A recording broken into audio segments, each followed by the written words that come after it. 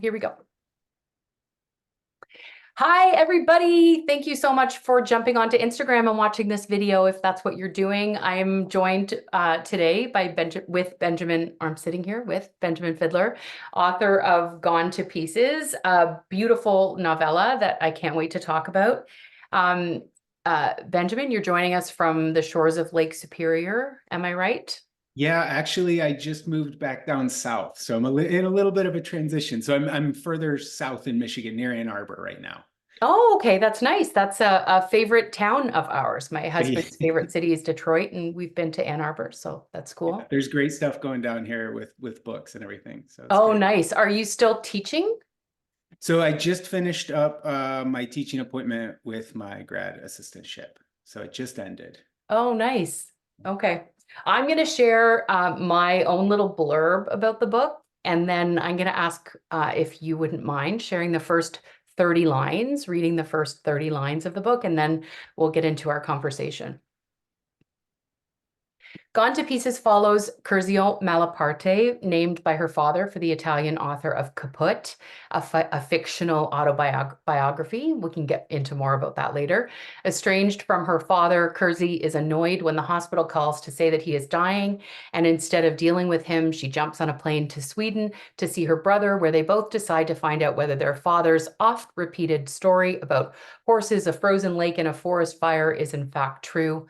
A novel about complicated families and the mythological tales that haunt us through generations. Gone to Pieces is an engaging novel about finding oneself and maybe a miracle in this dark and dreary world.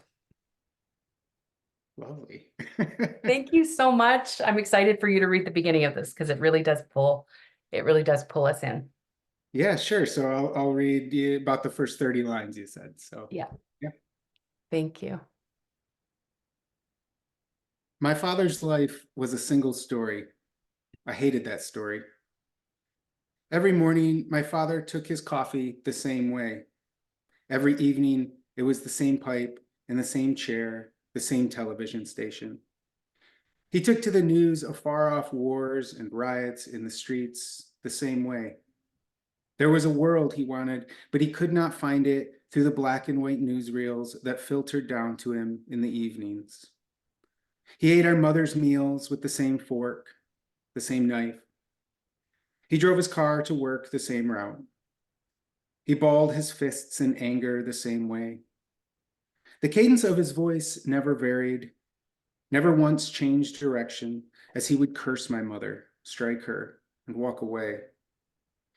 These habits became his soul, but isn't that all a soul is anyway? The things we do over and over again? They wound around him like layered valence.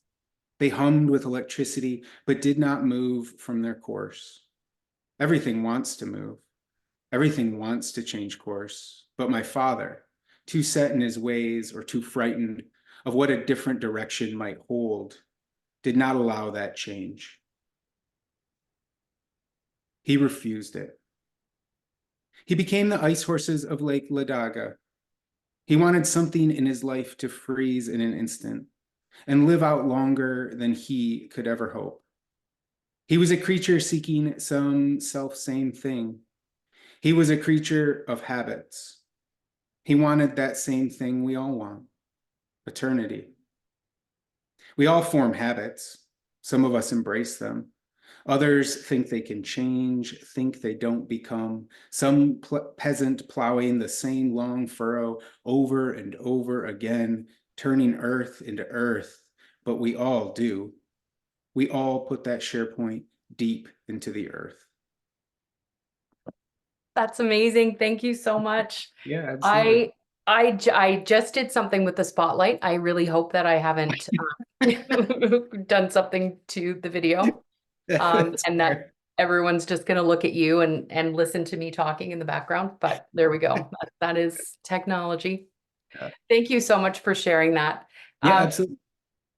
so I think that the most, I think, surprising and um, beautiful part of the novel, and we'll get into how you wrote this in 3 days, to me were all the stories within the stories that created tension in a way that I loved. And every story, from Ellie's story about the mines, Petra's stories about her grandfather and grandmother meeting, and the story about the ice horses, of course, every single one of those stories created this tension that made me want to dive into those stories and research, the mythological and miraculous heart of all of those things. I wanted you to talk about that, how you kind of put these beautiful other, not in a fictional way, but how all of these other beautiful stories entered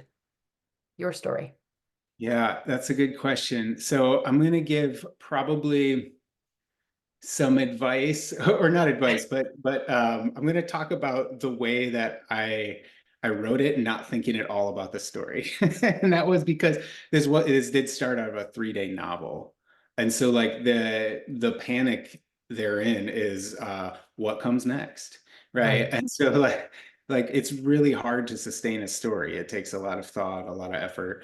But it's really easy to write a short story, right? Like sometimes it's easy to write flash fiction. And so I think that's where that came from. I had no intention of doing that when I started the novel. I mean, it's something that just kind of came up organically, but Yeah, the that's goal amazing. was like what happens, like, I wanted to keep it moving. I wanted to keep it fast paced. Like these are things that you kind of look for in a 3-day novel, or challenge yourself as a writer. Like I didn't want to get bogged down into the details of internal dialogue so much. So it's, you build that action through characters and dialogue. And so I was like, okay, what are they going to talk about now? And then you throw in a story, right? And then you build that story, you build like another small world and a bigger one.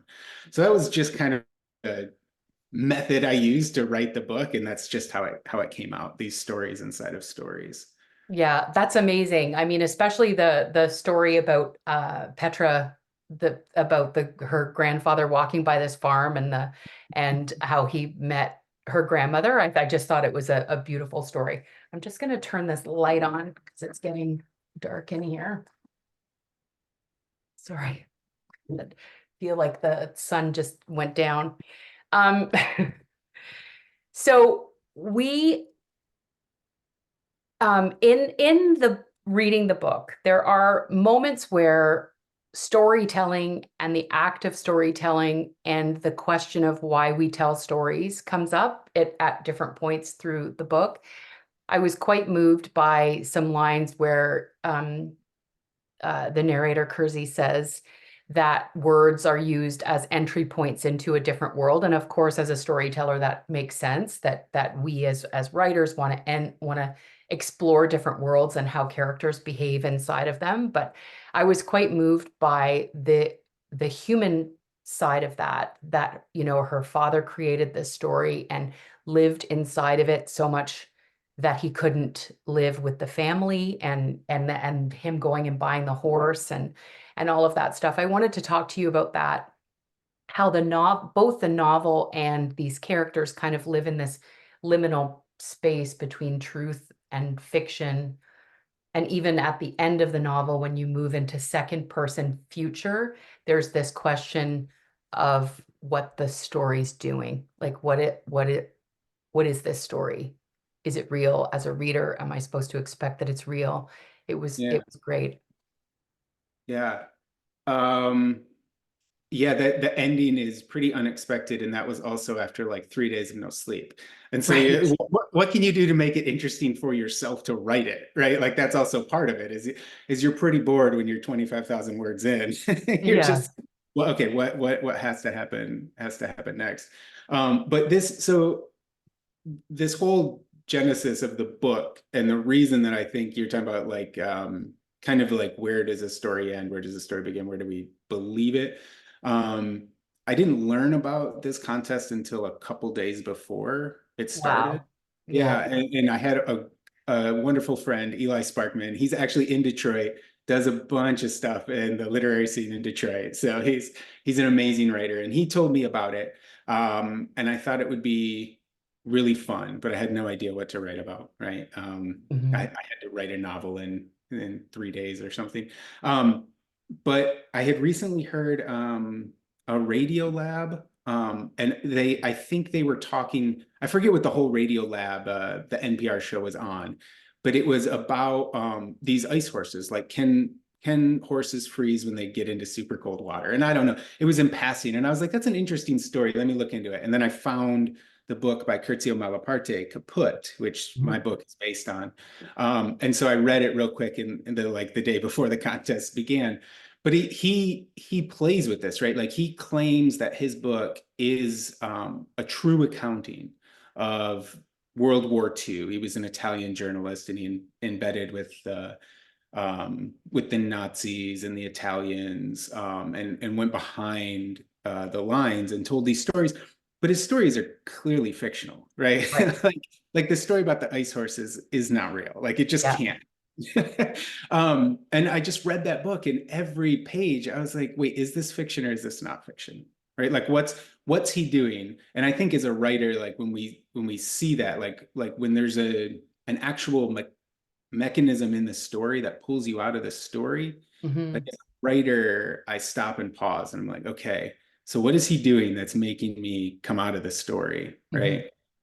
And so it was this kind of this make-believe world he was claiming was real. And I was like, okay, so how can I apply that? Right? Like, what can I do? If I'm noticing this mechanism in his writing, how can I emulate this in mine? So that's kind of, I think, how these stories and this slippery truth, I guess, came about. Yeah, yeah, especially, I won't say anything about it because it happens pretty like three-quarters of the way. But what happens between Curzi and her brother C on the edge of the lake, I thought was just brilliant because it's not even resolved really. The question is there about what happened, and it's never resolved, which I thought was a really great choice as a writer.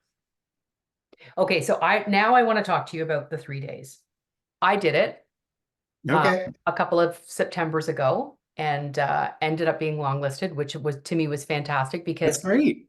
the same thing, I just kind of did it last minute and I came up with this weird time travel thing. But um, I I thought it was inspiring just in thinking about the capacity of the creative mind when it's put in this pressure cooker. I want to talk to you about your experience when you started, how many days you wrote, what your personal life lost while you were doing it, and if you'd recommend it to anybody else. Yeah, I mean, if you want to lose 3 days of your life, it's a great way to do it. Right. But you did it several years ago, so I did it you two years okay, ago, 2022, I think, okay, after the 22. year after you won. Yeah. Yeah, we were all still kind of locked in our houses that year, right? Right. Um, yeah, so I think I had a goal, like one of the things I approached it very I approached the process like an engineer, right? Like, I was not going to get lost in the art of making a book. I was going to get lost in the mechanics of writing a book. Right. So I was like, okay, we got to write minimum 10,000 words a day, blah, blah, blah, blah, blah. I have to write for this many hours. I know I can write this many words an hour, et cetera, et cetera. I did not have a roadmap. I just knew an idea. I kind of knew where I wanted the main character to go, but I did not have a roadmap. I'm like, just don't stop writing, right? Yeah. Like, and I think this is where the stories within the stories come, right? Like, what can somebody say to keep it going? Yeah. But yeah, I was lucky enough. I was the novelist John Smollins lives in Marquette, and he used to teach at Northern Michigan. And he was out of town. This is Labor Day weekend in the United Yeah. States. So, and he was out of town, so I was house sitting for him and his dog. It was Wow. That's it was a perfect place to do it. And so me and his dog Poppy, we woke up at 5 in the morning. We went and played in Lake Superior for half an hour, and then I came back and started writing. And so I would write from about 6 in the morning until about 10, 11 at night. yeah. And Wow. and so it's like you just do that for 3 days. And I tell everybody that first day, you're gonna think you're gonna write 100 or 150-page novel, a 300, like Yeah.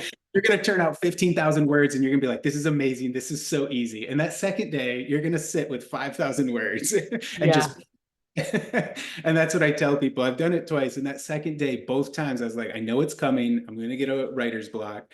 But yeah, the second day it just kind of slows to a halt. And then that third day, it's like, well, you have to finish. You just, Yeah. there's something else to get down. And so you kind of, so it's kind of like a slump. But I don't know if that's like what you went through, but that was very much like the emotional roller coaster. Like the first day, elation, the second day, dread, Yeah. right? I definitely had that feeling on the second day, but then on the third day, the third on Monday morning, I guess it was, I woke up at the crack and just like absolutely went, and I was done at noon. And then I thought, oh no, I'm done too soon. Like this is going to be trash. Yeah. I can't hand this thing in, and then did a quick review of it and found so many problems that I thought, okay, I can't do that. So I wanted to talk to you about so you hand it in, competition's over. They've got the, roughest draft that you've probably ever written. How did the editing process go? What did it feel like to reread it? Like a couple of months later or a couple of weeks later? Yeah. So let's see. Well, obviously I turned it in and I never wanted to look at it again, Yeah. right? I mean, I think anybody who does the 3 day goes through that. They're like, this is probably the worst thing I've ever written. I feel so sorry for the judges. I mean, bless them for reading all these books. You know, like, Yeah. um, but so I didn't do anything with it. And I was starting a writing program at the time. And so, it was my goal just to write. It just right. So that was the reason I did it. And I honestly did not think anything was going to come of this. Yeah. I wasn't that invested in the story. I didn't think it had an arc. All the things you go through in a Yeah. first, like Right. everything. Yeah. So I did not look at it again until I think I was announced the winner the following June or July. Wow. Yeah. And so when they announced the winner, then I was like, oh no, I have to go back and read this. So I was like, oh, this is terrible and wonderful news. All right. The editing process was really good. I tried to keep I think they would have allowed me some flexibility. Jess was very accommodating, but I didn't want to change too much of it. Like the spirit Mhm. of the book is that it's written in 3 days. And Yeah. there's a lot of things I would love to change. Um, but I didn't. So it was small edits, some line level stuff, some small plot things, made sure that the buildings were the same size when they came back. You know what I mean? Like those little Right. things. Yeah. Wearing a red shirt or a blue shirt, right? Like those type of details. But yeah, I tried to keep it pretty true to what it was when it was turned in. I Yeah. just I mean there was I think there was the possibility to make it a little bit more, but I didn't Yeah. feel true to what the project was, right? There's definitely I had a feeling probably about just out over the halfway mark where I thought this could be longer. This could be Yeah. easily be, at least 70,000 words, 50,000 words even. But I love the novella so much. I mean, next to the short story, which is my absolute favorite um, form. I love the novella, and I just don't understand why we don't have thousands of them published Yeah. every year in Canada, because they really are, they give people that longer time spent with Mhm. characters and in a space and living in the tension and the conflict. But with the, I don't know, the feeling that of success that you get as a reader when you're done something, you're like, oh, I got another book on my TBR list done, Yeah. I'm so excited. Um, yeah, what do you think about the novella? Like, are you writing another one? Are you thinking about doing the 3 day again? Uh, so I did the 3 day the second year, or I did it again the following year. So I did it 2 years in a row, but then I didn't do it last year. Um, I mean, I guess I should disclose now, I'm not a fiction writer. Oh, So I don't write interesting. fiction. Yeah, this is pretty out of my wheelhouse for me. I'm a nonfiction writer. Oh, I, wow. yeah, so I'm working on nonfiction projects right now. So it is. I mean, the one of the reasons I wrote this and one of the reasons I appreciate fiction is for the narrative structure. Hmm. Uh, like I'm I want to write narrative nonfiction books. Yeah. That's my goal, and that's what I write, and that's what I propose. Um, but you can tell the nonfiction writers who don't read a lot of fiction or appreciate the narrative arc, right? You can find that, or they don't have an editor who sees that. And so I think that's one of the things that the 3 day is great for, is that it's forcing you to engage with the reader, because Yeah. I mean, ultimately, if you want to gamify it a little bit, like, you're keeping the judge's attention. Like, what can Mhm. I do to keep this judge reading, right? I Yeah. mean, and I don't think that's purely like a commercial drive. Like, you want that in your readers too. Like you said, you want to disclose just enough information to keep them engaged. But so that, like, that study of quick, repetitive engagement with the reader and having them drawn back into the narrative is something like I took from the 3 day and put in my narrative nonfiction, because Mhm. nonfiction is just like facts. It's pretty boring. You know what I mean? Like, Yeah. there could be Although a, yeah, Although there's the best narrative nonfiction, I mean, the best nonfiction does have a story arc, right? Like yes, exactly. the real people are treated as characters, and that, yeah, I don't read a ton of nonfiction, but when I do, it's when the real people are characters in a drama Yeah, that just so happens exactly. to be their life. Exactly. And that's Or what we're interested in, yeah, and as humans, right? I mean, that's the whole point of this endeavor, right? Is we're yeah, engaging with another human at some sort of level. So, exactly, exactly. So what are you working on? What narrative nonfiction book are you exploring? What fact um, are you exploring? well, briefly, I'm working on a book project that has to do with treasure hunters Ooh, in Florida and lost Spanish gold. Yeah. interesting. Yeah, it's pretty interesting, and it's about the industry and what goes on. There's a whole cottage industry of people who look for old colonial Spanish gold down there. Yeah. So I'm working on that, and then I'm working on a story about a solo sailor who sailed through the Strait of Magellan at the tip Oh, of America, and he got wrecked and almost died. And so it's about his journey and about him, like, getting his boat, rescuing his boat, and the things that happened. oh, So those are nice. kind of the two major projects I'm working on right now.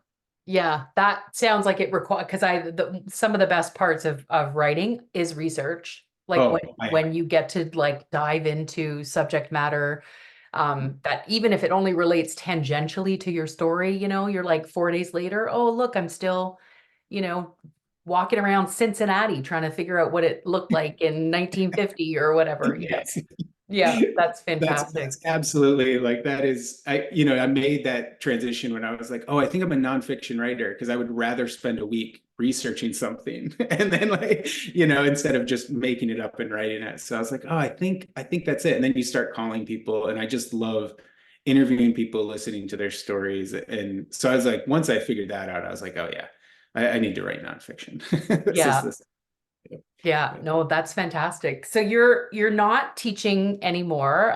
One of the questions I wanted to ask, because I'm always fascinated by writers who are teachers of literature and or creative writing, and how that constant reading or diving into literature, whether it's published or the literature of your students, how that affects your writing. Did you find that when you were teaching in the graduate program, that your writing changed as a result of what you were reading, how much you were reading and Yeah, yeah. students?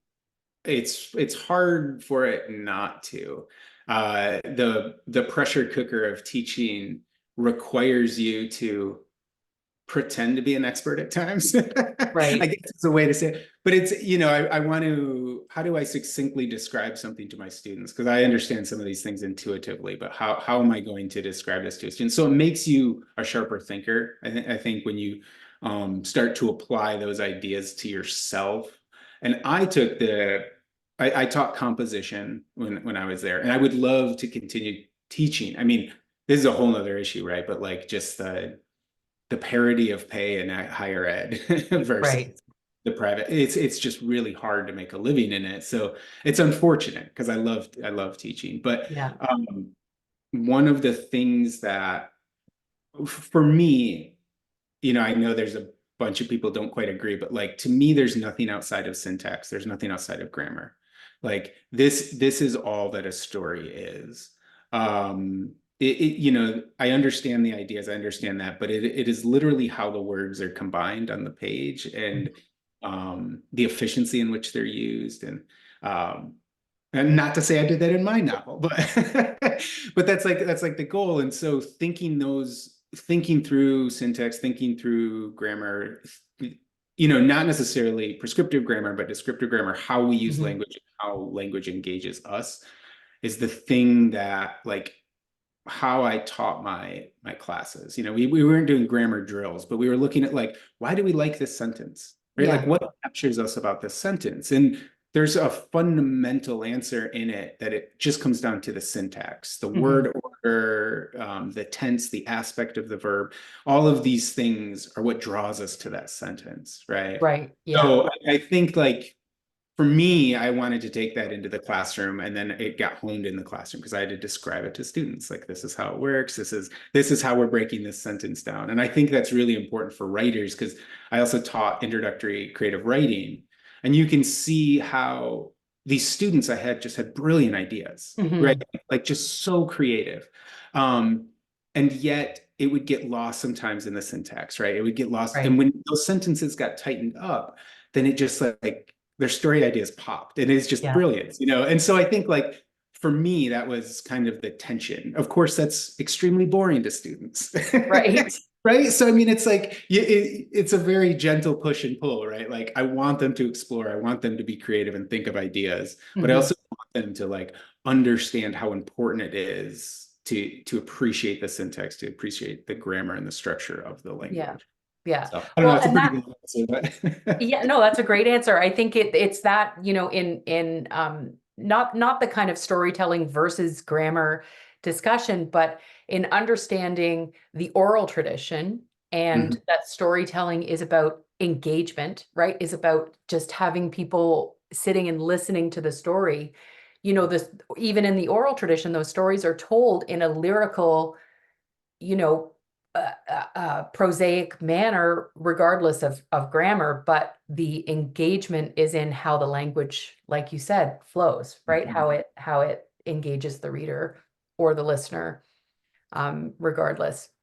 Okay, that little Zoom window popped up because we don't have Zoom Pro anymore, so it's whatever. So my last question is a structural question. I love when chapters have titles, when chapters aren't just one, two, three, four, five. And in Gone to Pieces, the chapters are animals, Mhm. horses, the mice, um, the flies, the dogs. And so I wanted to talk to you about that quickly before I let you go. Why? Yeah.